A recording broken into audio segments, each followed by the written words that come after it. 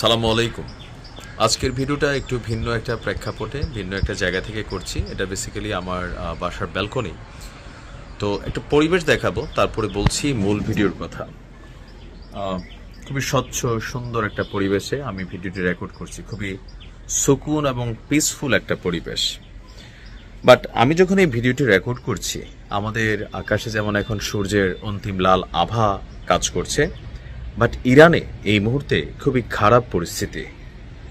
গেল কিছুক্ষণ আগে আপনারা একটা নিউজ দেখেছেন যে ইরানের আকাশ ঘোর কালো অন্ধকারে ছেয়ে গেছে।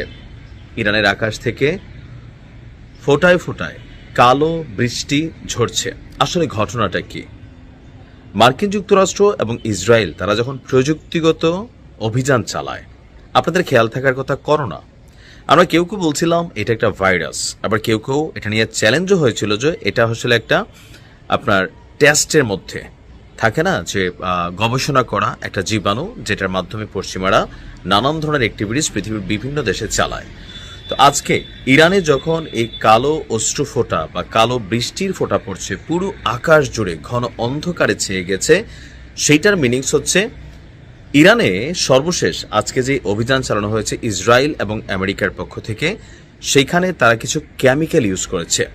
কেমিক্যাল ওয়ার বাংলাদেশে হিন্দিতে বেশ কয়েকটা ছবি আপনারা দেখেছেন কেমিক্যাল ব্যবহার করলে কেমন হয়। তুরস্কে একবার দেখেছিলাম আমরা যে কেমিক্যাল ব্যবহার করা হয়েছে কেমন হয়।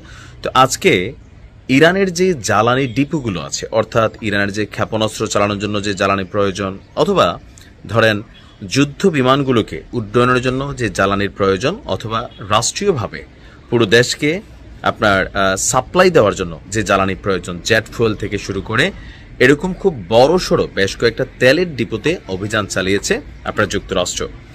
আর এখানে অভিযান চালাতে যেই ক্ষেপণাস্ত্র বা ড্রোন ব্যবহার করা হয়েছে, এগুলা বিশেষ কেমিক্যাল দ্বারা আবহিত ছিল।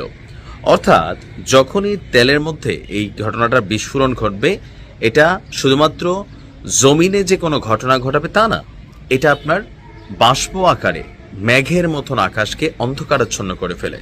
যার কারণে যেই তেলের ডিপোগুলোতে অভিযান চালানো হয়েছে, সেখানে যখন এই ক্ষেপণাস্ত্রগুলো হিট করেছে, তখন এগুলো বাষ্প আকারে আকাশে জমে গেছে।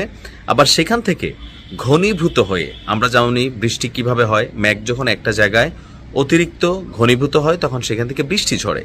তো এখানেও যে অশ্রুর বৃষ্টি কেউ বলছেন, বা কালো বৃষ্টি, বা কি বলা যে অদ্ভুত বৃষ্টি, এটা মূল কারণ হচ্ছে ওই কেমিক্যাল ব্যবহার করার কারণে এগুলো আকাশে ওঠে, অন্ধকারাচ্ছন্ন করছে যে এলাকায় অভিযান চলছে।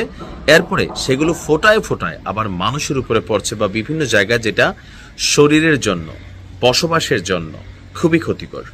তো পরিস্থিতি আসলে এমন একটা অবস্থানে চলে গেছে যে মার্কিন যুক্তরাষ্ট্র এবং ইসরায়েল তারা এমন কোনো হেন প্রচেষ্টা নাই যেটা তারা বাদ দিচ্ছে।